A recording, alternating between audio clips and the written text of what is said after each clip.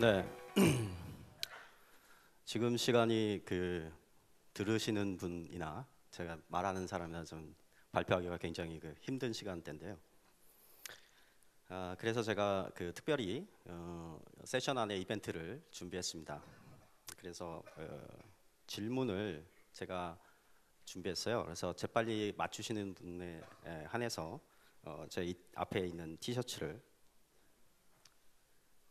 드리도록 하겠습니다. 앞에 AWS Configure라고 되어 있죠. 오늘 발표하는 내용하고 사실 연관이 되어 있습니다. 저희도 때때 옷을 갖춰 입었습니다. 이 위에 이 옷이 이번에 행사를 위해서 저희가 준비한 옷인데, 네. 어떤 분은 안쪽으로 이렇게 집어넣어서 입고, 어떤 분은 밖으로 빼서 입더라고요. 그래서 이 기준이 뭐냐 물어보니까 배가 나온 사람은 밖으로 빼 입고 안 나온 사람은 안으로 넣어라 그러시더라고요. 그래서 네, 저는 밖으로 뺐습니다. 저희의 특징은 기본적으로 여러분들이 많은 요청을 주시고 피드백을 주시는 거에 의해서 재빠르게 저희의 서비스를 변해 나가죠. 사실 제가 여기 오늘 세 가지 준비한 7가지 팁은요, 제가 AWS 서비스를 굉장히 많이 알아서 여러분한테 뭔가 노하우를 알려드립니다 이런 것이 아니라, 제가 일을 하는 동안 여러분들이 문의를 해주시고 또 심지어 아이디어를 주신 것들이에요. 실제로 그걸 가지고 제가 이제 7가지 내용으로 팁을 준비했고요. 덤으로 하나 더 준비했는데 시간 관계상 덤은 좀 생략을 해야 될 것 같습니다. 자, 여기 하나하나 모두 다 사실은 연관되어 있으신 여기 계신 분 중에 질문을 주셨거나 아니면 저랑 대화를 나누시면서 이 팁을 찾으셨던 분들도 계실지 모릅니다. 예. 7가지 하나씩 한번 살펴볼 텐데요. 먼저 이제 저희가 기본적으로 커맨드 라인 인터페이스라고 하는 저희의 툴이 있죠.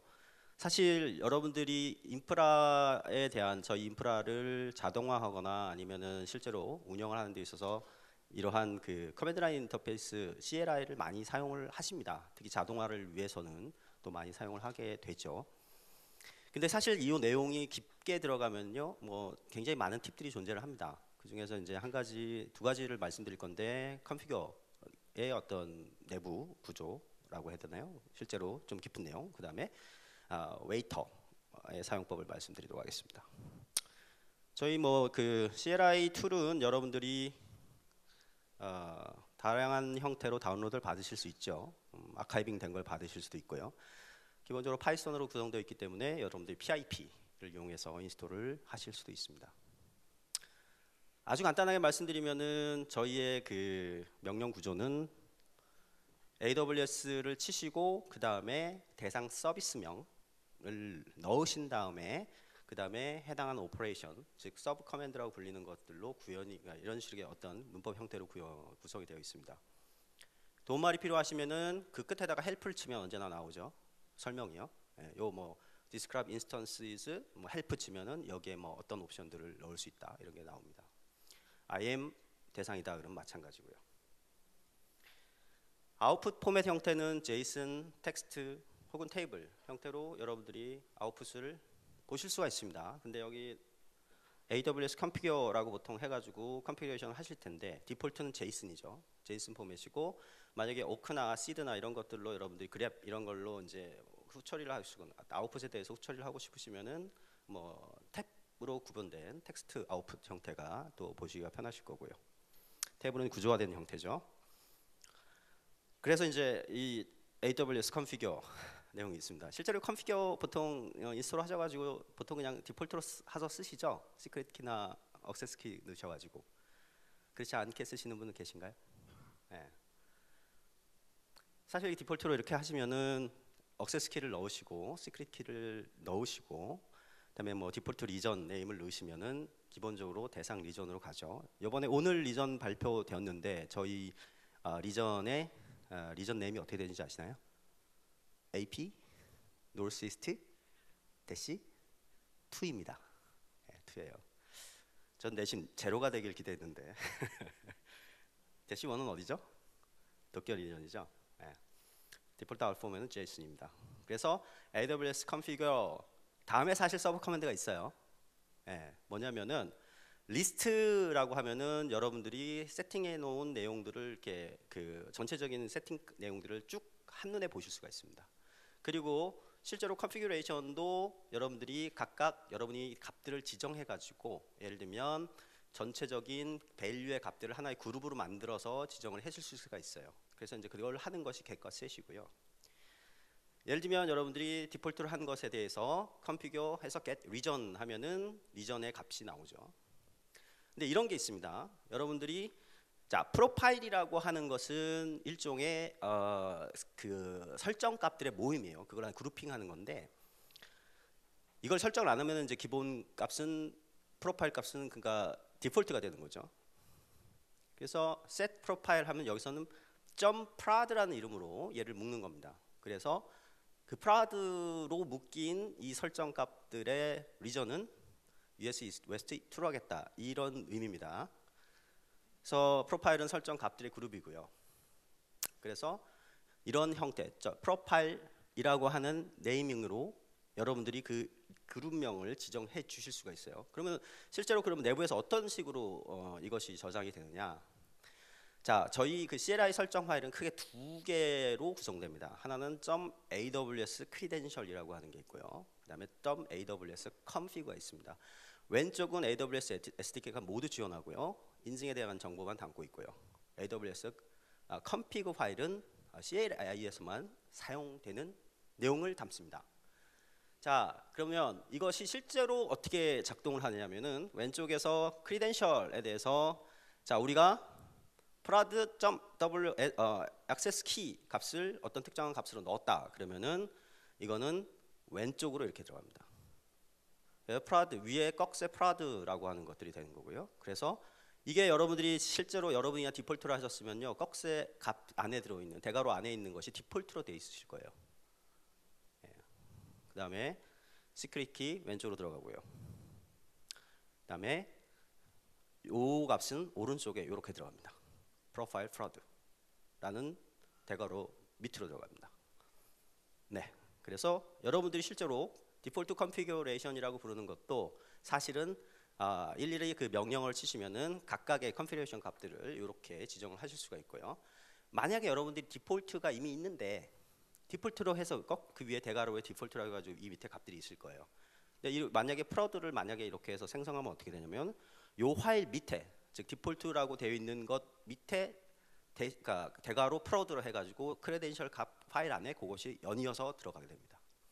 만약에 여러분들이 프로덕트 팀에 대해서 어떤 특정한 크레덴셜 값들에 대해서 설정을 해주는 것들을 하고 싶다 그러면은 그 크레덴셜 값하고 컨피그 값만 생성을 하셔가지고 여러분들이 슈퍼유저라면 생성을 하셔서 전달을 하시면 되고요. 그걸로 이뤄내서 관리를 하시면 되겠죠.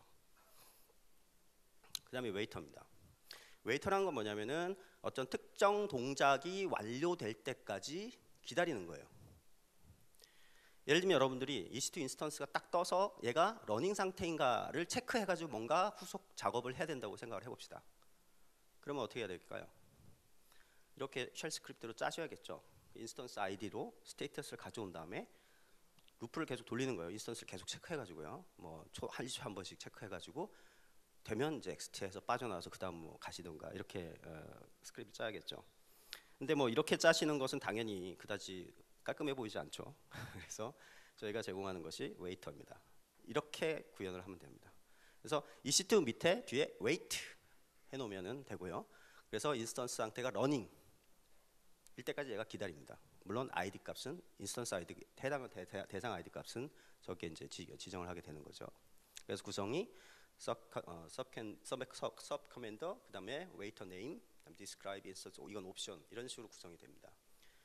이게 EC2 서비스에 대해서만 이렇게 웨이트 기능이 있는 게 아니라 사실은 여러분들이 헬프를 쳐보시면은 꽤 많아요. 예, 그래서 EC2 웨이트 헬프 하면은 되고 RDS도 있습니다. 예를 들면 다이나모 웨이트 같은 경우는 어떤 테이블이 생성되었는가 생성되었을 때까지 웨이트하라 이렇게 됩니다. 그래서 이런 기능들을 팁을 사용하시면은 손쉽게 또 여러분들이 자동화 하시는데 도움을 많이 받으실 수 있을 것 같습니다. 다음 팁은 이것도 고객 사례예요. 어떤 분이 자기들이 EC2 인스턴스 위에다가 EBS 블록 스토리지, 그러니까 엘리스틱 블록 스토리지를 붙이는데 좀 더 가격을 저렴하게 하고 싶다. 해서 이제 주신 케이스예요. 그래서 사실 GP2와 여러분들이 옵션을 하시면 PIOPS 두 가지가 있죠. 근데 이제 양쪽을 보시면 볼륨 크기라든가 또 최대 처리량 뭐 이런 IOPS 성능 다릅니다. 이제 가장 큰 게 이제 성능 특징인데요. GP2는 만 IOPS까지 올라가죠. 그리고 그 3 기가바이트당 3 IOPS씩 기준 성능이 올라갑니다. 예, 그래서 PIOPS는 그냥 할당해 주는 만큼, 물론 이제 사이즈에 뭐 곱하기 30인가 그렇게 해가지고 이제 할당이 됩니다만 지속적으로 성능을 발휘하죠. 2만 IOPS까지요. 그래서 보통은 버스팅 기능이 있고 뭐 이런 이제 GP2 좀 버스팅 기능까지 얘기를 하면 좀 복잡해집니다만 어쨌거나 일정한 IOPS에 좀 소규모 볼륨에서 일정한 IOPS를 얻으려면은 PIOPS를 쓰십시오라고 이제 말씀을 드립니다. 그런데 PIOPS는 가격이 좀 비쌉니다.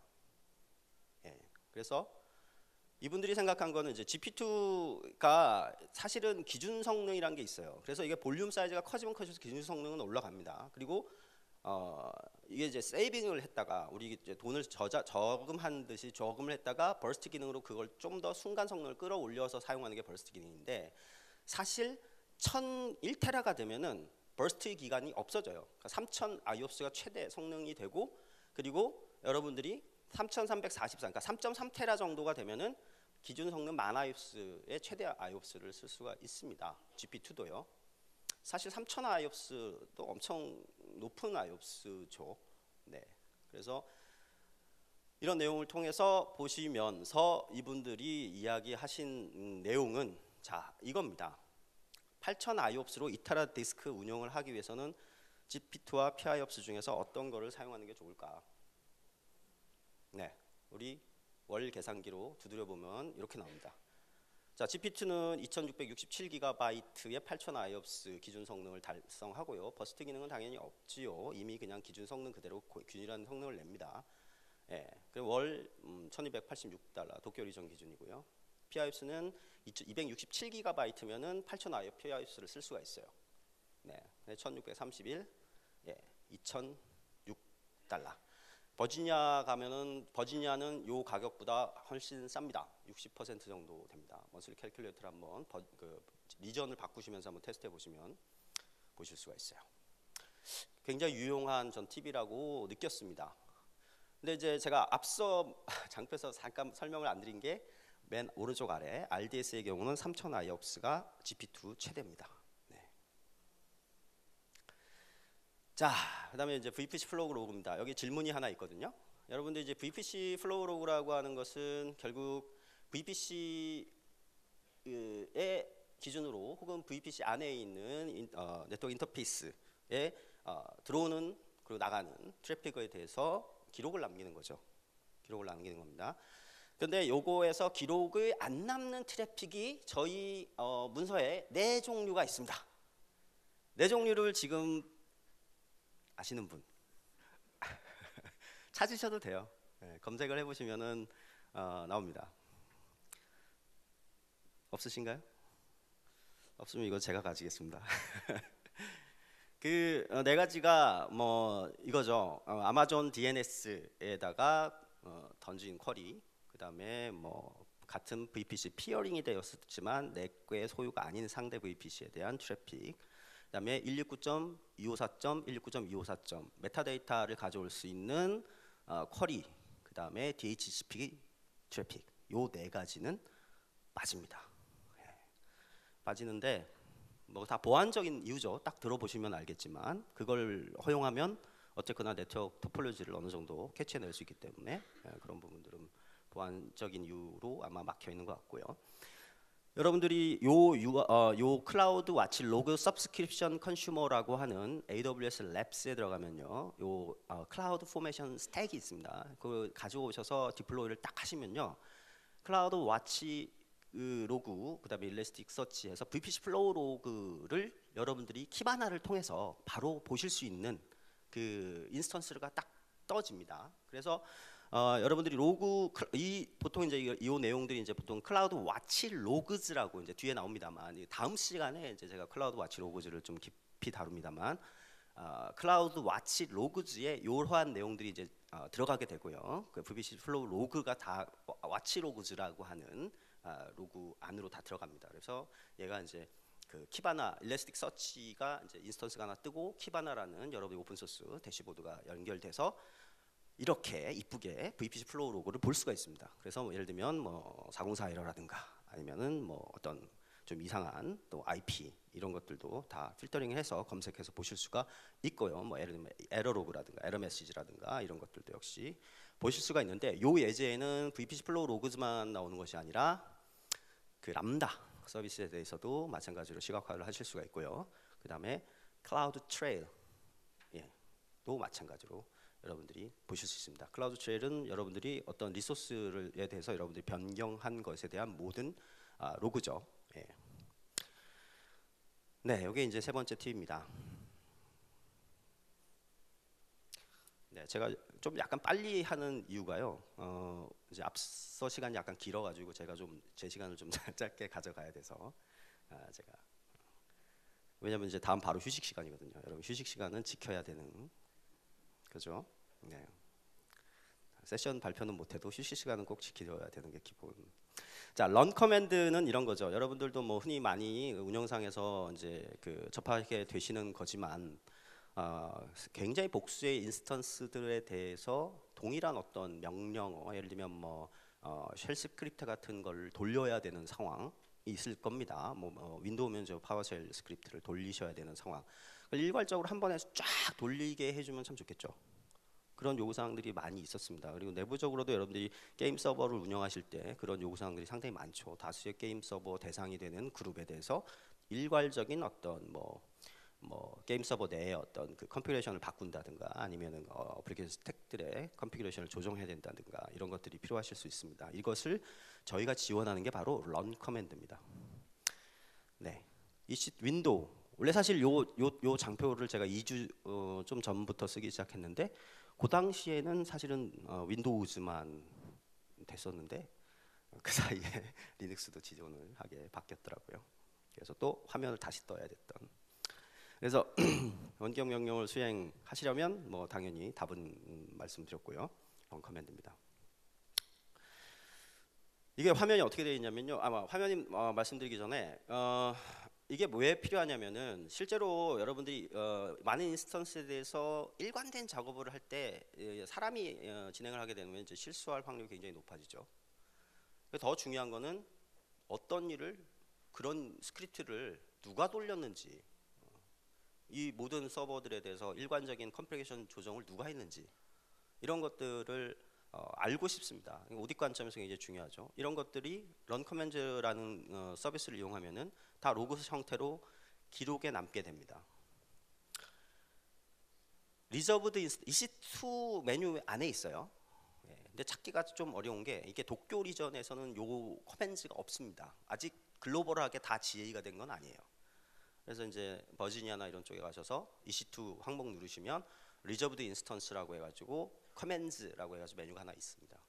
들어가서 보시면 커맨드의 메인 화면이 이렇게 런 커맨드 해가지고 누를 수가 있고요. 요 화면은 기본적으로 기존에 커맨드를 돌렸던 히스토리가 이제 쭉 보여지는 거고요. 그리고 이제 오른쪽에 보시면 도큐멘트 네임이 존재를 합니다. 여러분들이 뭐 커스텀하게 도큐멘트 네임을 정해서 여러분들이 별도의 셀 스크립트를 만드시면 되죠. 그렇게 해서 스테이터스도 뭐 석세스했냐 실패했냐 그런 게 나오게 됩니다.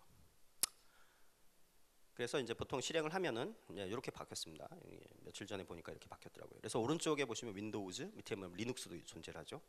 런 쉘 스크립트, 인스톨 어플리케이션, 인스톨 파워쉘 모듈, 아니면 여러분들이 이제 새로운 어떤 이름을 만드셔도 되는 거고요. 그래서 그러한 커맨드를 당연히 실행을 할 대상 인스턴스를 선택하게 되겠죠. 여러 종류 몇 개를. 그래가지고 그 대상에 대해서 바로 실행을 하고 그래서 실행 결과를 확인하실 수가 있습니다. 실패하면 실패, 성공했으면 성공. 역시 로그 기록으로 다 남는 거죠. 네, 이게 런 커맨드입니다. 자, 그 다음에 이제 또 많이 요청하시는 것 중에 하나가 게임들이 보통 그 여러 게임을 서비스할 때 한 게임이 팀이 우리 그 어카운트를 하나를 가지고 있는 경우도 많이 있죠. 퍼블리싱을 하시는 분들은 꽤 그렇게 합니다. 어떤 회사의 게임가는 아예 뭐 아이디 자체를 그 AWS 그 계정을 하나 만들어 버리고, 그래서 여러 계정을 가지고 계세요. 10개의 계정이 있는데 사실은 관리의 편의성을 위해서는 마스터 계정을 하나 두고 마스터를 이제 결제는 다 그쪽에서 정산이 되게 하고, 어쨌거나 일원화돼서 이제 좀 관리를 하고 싶죠. 근데 이제 이걸 다 하려면 로그인 아웃해서 로그인하고 로그아웃 해서 로그인 하셔야 되잖아요. 그죠? 되게 불편합니다. 예. 그럼 어떻게 하면 이걸 가능하게 하냐? 즉 여러 개의 AWS 어카운트들 간에 로그인 없이 스위칭을 하려면 바로 크로스 어카운트 액세스라는 기능을 이용하시면 됩니다. 이게 뭐냐면, 자 이렇게 생각해 봅시다. 자 A 계정의 리소스가 이제 하나의 마스터예요. 마스터처럼. 그럼 A라는 걸로 사실은 다 쓰는 거예요. B 계정은 B계정으로 A 계정의 어떤 역할을 이용해서 A 계정의 리소스를 막 쓰고 싶은 거예요. 그렇게 해주고 싶은 거죠. 자 그렇게 하려면 어떻게 하냐면은 B 계정의 유저가 접근할 수 있도록 역할, 롤을 A가 생성을 해줍니다. 여기 보면 select role type 있죠. 그래서 여기가 밑에 보시면 provide access between AWS account라고 되어 있습니다. 이렇게 선택을 하시고요. 자, 그거 하면 저절로 되는 건 아니고요. 여기 보시면은 edit trust relationship에서 접근하려고 하는 상대 그 B 계정의 IAM 유저, 예, 상대 계정의 루트로는 안 됩니다. 상대 계정의 IAM 유저를 프린시플에 이렇게 에디팅을 해드립니다.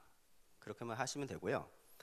자 그렇게 돼서 계정 B는 IAM 유저로 로그인을 하시는 거예요. 그런 다음에 스위치 롤이라는 이제 왼쪽 위에 보시면 잘 안 보이는데요. 이렇게 IAM 유저로 이렇게 로그인하면 이렇게 모양이 나오죠. 그래서 여기 이제 스위치 롤을 누르셔서 가시면 상대가 만들어 놓은 롤이 있습니다. A가 만들어 놓은 롤 이름, 그리고 상대의 어카운트 숫자로 되어 있는 걸 누르시면, 그러면 스위치 롤을 하셔서 이렇게 이름이, 물론 이건 이제 탭으로 됐겠죠. 디스플레이 네임 이렇게 해서 내가 들어온 거고요. 그럼 얘가 B의 유저인데 사실은 A 계정에 허가된 롤 형태로 A 계정의 리소스를 사용하게 되는 거예요. 그러니까 여러분들이 스위칭을 할 필요가 없습니다. 그러니까는 로그인하고 했다 로그인할 때 이렇게 필요가 없게 되는 거죠. 예, 의외로 많이 여쭤봅니다. 네. 자, 또 하나 요것도 여쭤보셨던 거예요. 게임 서버가 여러 개 있고 특별 각 리전을 2개 쓰고 있는데 각 리전 간에 사실은 우리는 레이턴시를 체크할 필요가 있다라고 하시더라고요. 저희 AWS 리전을 2개 쓰는데 그럼 어떻게 그거를 좀 잘 체크할 수 있겠냐? 그러니까 시간 단위로 이제 뭐 저희도 이제 기본적으로 예전에는 이제 리전 간의 그 어떤 레이턴시를 제공하는 뭐 인터넷에 다양한 툴들이 있죠. 사이트들도 있고. 그런데 이제 그런 걸로 이제 안내를 해드리기도 했는데, 뭐 우리는 그런 이제 굉장히 주기적으로 이렇게 해야 된다. 주기적으로 해야 되면 그 어떻게 해야 되냐라고 말씀을 하셨는데, 그러면 뭐 EC2 인스턴스를 하나 조그만 걸 띄워가지고 핑 뭐 체크를 매번 주기적으로 해야 되냐, 이제 이런 요구사항들이 있었습니다. 근데 이게 작년 한 8월달, 9월달쯤에 헬스 체커에 그렇게 할 수 있는 기능들이 강화가 됐어요. 자, 그러면 이제 헬스 체커라는 건 뭐냐? 우리 AWS의 헬스 체커는요, 모든 리전의 IDC의 헬스 체크를 수행하는 그런 어플리케이션들이 다 존재를 합니다. 그래서 여러분들이 아우토53으로 헬스 체크를 활성화시키면은 모니터링 하려는 서버에 대해서 이 헬스 체커가 헬스 체크를 하는 거예요. 그리고 사용 가능한 헬스 체커의 18% 이상이 이 대상 서버가 살아있다고 보면은 얘를 헬스하다고 봅니다. 조건이요. 네. 그러니까 아우토54의 DNS에 헬시로 등록을 해주는 거죠. 이런 게 헬스 체커예요. 그러니까 모든 리전, 모든 에이지 안에 존재하겠죠. 그러니까 이 헬스 체커가 그 인스턴스 간의 네트워크 관점에서 얘를 이용하면요. 과거에는 이제 헬스만 얘기를 해줬는데 사실은 얘를 이용해 가지고 여러분들이 실제로 리전 간의 레이턴시를 확인할 수 있는 길이 열렸습니다. 세 개 주요 매트릭이 제공이 되었고요. TCP 커넥션 타임이라고 해가지고 이거는 이제 3웨이 핸드쉐이크 TCP 커넥팅 딱 맺어진 데 걸리는 시간. 맨 밑에 거는 time to first byte라고 해서 유저 리퀘스트를 웹브라우저 같은 데 보냈다가 그 결과 값을 딱 받는 그때까지 시간. 그래서 리전 안에서 동경 리전 안에서 시작을 했을 때 동경 리전 안은 당연히 레이턴시가 너무 짧겠죠. 네, 그게 얼마 나오냐면 TCP 커넥션 맺는 시간은 같은 리전이니까요. 1ms. 그다음에 HTTP에 대한 요청은 2.5ms 정도가 나왔어요. 만약에 노스 이스트 1 동경과 US 이스트 1으로 측정을 하면요. 150ms, 300ms 이렇게 나옵니다. 이거는 주기적으로 여러분들이 이제 체크를 하실 수가 있게 되는 거죠. 자, 이제 마지막 팁입니다. 변화에 대한 것을 여러분들이 디텍팅 하시는 거 무척 중요합니다. 왜냐하면 로그인을 여러 차례 했는데 뭐 로그인이 안 된다든가 아니면 부정한 서버로의 액세스가 존재한다든가 아니면 누군가가 뭐 갑자기 RDS를 꺼버렸다든가 RDS의 접근권을 바꿔버렸다든가 이런 것들이 존재할 수 있습니다. 그 어떤 관리자의 실수든 아니면 여러 가지. 당연히 저희는 이제 그러한 것들을 그 리소스의 변경에 대한 뭐 저희는 모두 다 API 방식으로 명령이 그 AWS 서비스에다가 던질 수 있는 거죠. 그래서 그거에 대해서 모두 다 기록이 남는 거고 그 기록을 API에 대한 액티비티를 기록을 하는 것이 바로 클라우드 트레일이라는 서비스입니다. 그리고 이제 클라우드 트레일 컨피그레이션인가 뭐냐면은 이 로그를 단순히 액티비티 로그를 클라우드 트레일 같은 데서 이렇게 쭉 쌓고 있는 것만이 아니라 이것을 와치 로그즈라고 또 다음 시간에 딥다이브 하겠습니다만 그쪽에다가 넘기고 실제로 알람도 특정한 필터를 걸어서 알람도 생성을 해서 뭔가 경고를 알 수 있는 이런 형태도 이제 세팅을 할 수 있는 그런 기능들이 존재를 하게 됩니다. 그래서 여러분들이 그 클라우드 트레일 들어가시면은 S3 버킷에다가 저장을 하시는 건 아카이빙이죠. 아카이빙 돼서 지제든가요 이렇게 압축이 돼가지고 이렇게 툭툭툭툭 떨궈지는 거고 클라우드 그 와치 로그즈로 보면은 이제 그것이 이제 펼쳐진 형태로 보이는 겁니다. 다만 차이는 S3는 이제 아카이빙인 거고 클라우드 와치 로그즈로 가면은 필터나 여러 가지 기능을 걸어서 알람을 생성할 수 있어서 여러분들이 SNS를 받는다든가 뭐든가 후처리를 할 수 있는 그런 길이 열리게 되는 것이죠. 그래서 클라우드 와치 로그즈가 존재를 하고요. 역시 마찬가지로 요거는 있고요. 그다음에 이게 이제 저희 그 로그즈 안에서 실제 로그 내용을 이렇게 펼쳐 보이면은 이런 식으로 제이슨 형태의 내용이 되는 거죠. 이제 액티비티 스토리는 이제 이렇게 그냥 그 뭐냐면 내용을 전체로 보는 게 아니라 그냥 그 앞서 그런 내용들을 심플한 비주얼라이징을 할 수 있는 콘솔 화면이 되는 거죠. 네, 여기 뭐 필터 기능 진행을 할 수 있고요. 그다음에 클라우드 와치 로그즈에서는 알람을 설정을 할 수 있습니다. 그래서 여기서 이 메뉴를 통해서 클라우드 크리에이트 하면 사실은 클라우드 포메이션 스택을 불러다 와서 클라우드 포메이션에서 이거에 해당하는 스택을 형성을 하고 그래서 알람을 생성하는 그런 식으로 지금 현재는 그렇게 되어 있습니다. 네. 로그즈고요. 네, 그래서 알람도 생성하고 여러분들이 변경이 있었을 때 어떤 변경이 있었는지 혹은 위험스러운 변경이 있었으면은 SNS를 날린다든가 이런 것도 가능하고요. 근데 사실은 제가 사실 추가 팁으로 말씀드리고 싶은 것 중에 하나가 지난 10월 리인벤트 때 발표됐던 컨피그즈 룰즈입니다. 이게 뭐냐면은 변경이 될 때 그걸 저장하는 건 컨피그고요. 전체 스택에 대해서 변경될 때 얘가 뭔가 그러니까 우리가 이제 미리 만들어 놓은 저희의 경험에 의해서 뭐 태그가 안 붙어 있다든가 아니면 뭔가 이게 안 돼 있다든가 이런 것들을 룰들이 있습니다. 그런 것들을 적용을 해서 얘가 이게 충족을 안 한다, 얘는 위험하다 이런 것들을 그 이벤트에 따라서 체킹을 하실 수 있는 그러한 서비스가 컨피그즈 룰즈입니다. 그래서 얘는 말하자면 왼쪽에서 AWS 컨피그는 변경 내용의 기록을 한다면은 리소스에 대해서 이것이 변경되었을 때 혹은 뭐 이제 시간적으로 그러니까 시간을 이렇게 주기적으로 할 수 있습니다만 룰 1처럼 EC2의 태깅 여부라든가 아니면은 볼륨 암호화 여부라든가 이런 것들 클라우드 트레일의 설정 여부라든가 이런 저희의 프리빌트된 룰들로 가져다가 여러분들이 적용을 하시면은 그것에 위배되는지 안 위배되는지를 확인할 수 있는 게 config 룰즈입니다. 물론 여러분들이 커스텀 매니지 룰이라고 해서 여러분들이 커스텀화해서 여러분들에게 만들어진 정의하신 룰로 하시면 되고요.